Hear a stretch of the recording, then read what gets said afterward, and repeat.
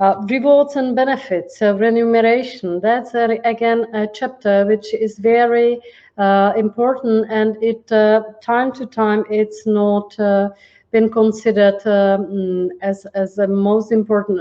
Of course, the employees love to have a good remuneration package, but it has to be again organized properly. How to organize it? There are many companies which can help. Again, talking about outsourcing, you can outsource it. The methodology behind it. So you don't have to do it yourself if you do not know how, or you don't have enough people in the HR department, or you do not even have the HR department.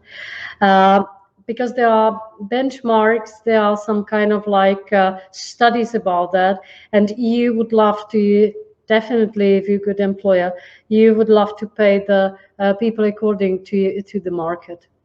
You have to do it, because otherwise, you are not attracting the right people, and you will be just taking the worst one from the market. And I don't believe people would love to do that. Benefits, again, that's the part which can be very nicely outsourced. You can do it with the external partner. You can do it as a cafeteria system, for example, so which are the applications which you can use, and you can offer a great variety for your employees, and they can choose themselves what they would like to have as a benefits, which is a super added value for everyone. So no one is forcing you what to choose, but you can freely choose it how you would like to. The next part of the HR is the learning and development. Very important. If you have a quality or good quality of your personnel, you would love to develop them further, because you have to cope with the innovation on the market. You have to cope with the AI, with the new things, robotization, automatization, digitalization of the common world. So it's really important to have a proper learning and development opportunities for your employees. Again, if you're small, medium-sized enterprise, you don't have a super sophisticated academies or whatever. Just use your common sense. You have to give a training for your accountant if there is a new tax law in place, so they should understand it.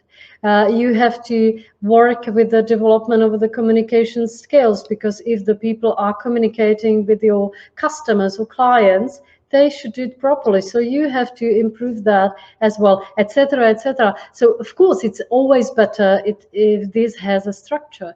But if you're still a small company, you can do it just based on your common sense and based on your needs.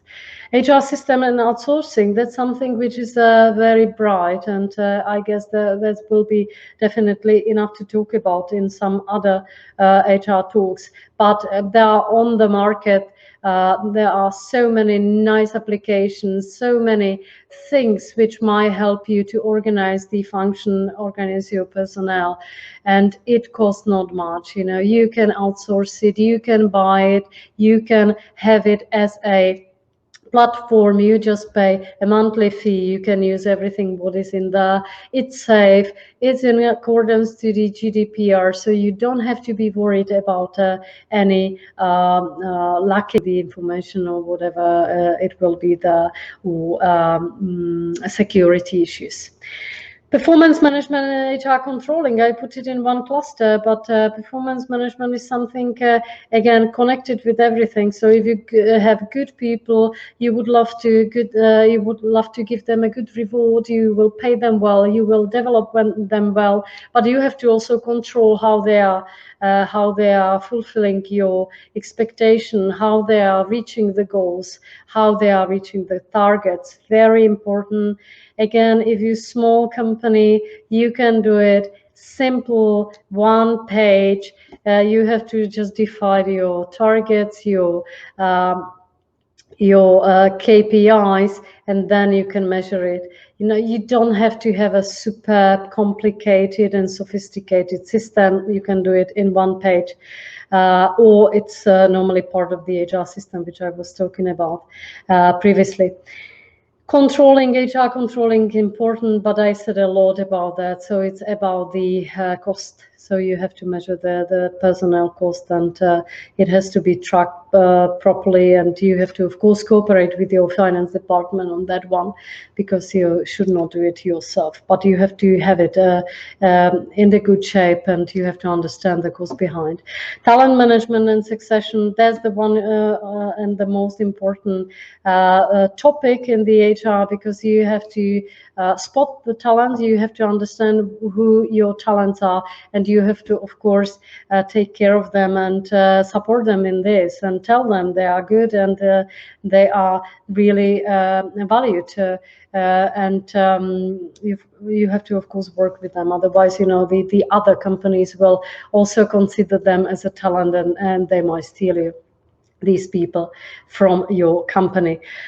Succession means succession planning. Succession planning is that, and every company has to have it. You never know what can happen. You can see right now the coronavirus status.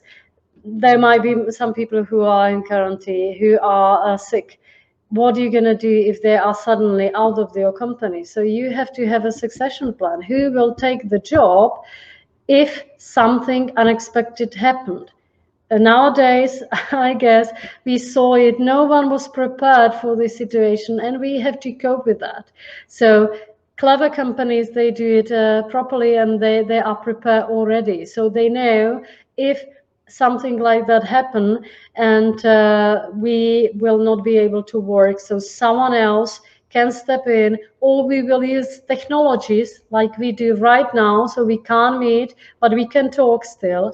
And that's really important that you have this in place. Succession planning will be, again, part of the HR talks later on. I will tell you in details how does it look like. Agile business partnering, that's the model which big companies are using.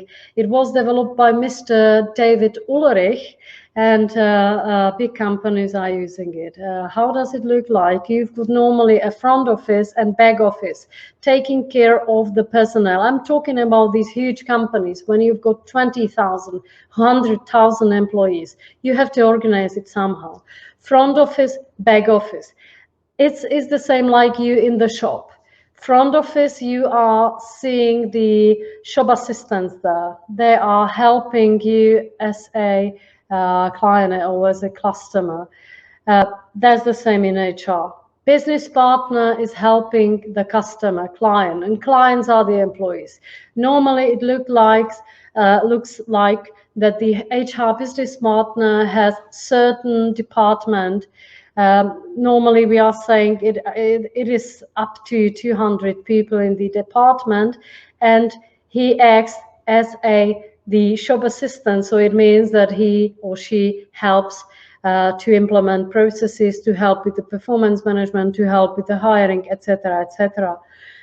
That's the front desk. Okay, the back desk, or the backside of the story are those guys who are preparing all those processes.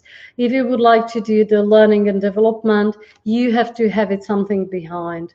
So learning development means that you have to have the structure, and they are doing it in the back office. What you can't see, you will see the HR partner, HR manager, but there are specialists who are preparing all the processes, rewards and benefits, etc., etc. And the last thing which I would like to mention here, and as I can not see any questions, so I'm talking further. So my HR talk is kind of like about me, so it shouldn't be like that. I would like to have the interaction, but perhaps when we are in spaces, so you can see me and you can ask me more questions.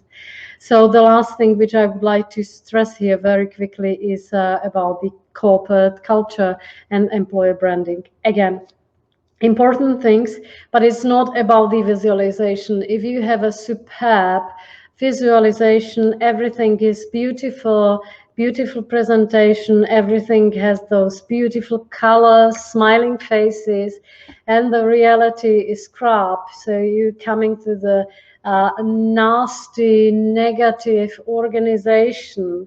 So it unfortunately, it would not help.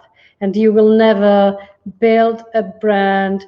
You will never be an employer of the choice, because it's simply not the real world. So the nice pictures are not real, and the reality, the British people are saying, or Shakespeare said, there is something rotten in the Danish kingdom. So that's exactly about it. It looks like on the picture, but the reality is totally different.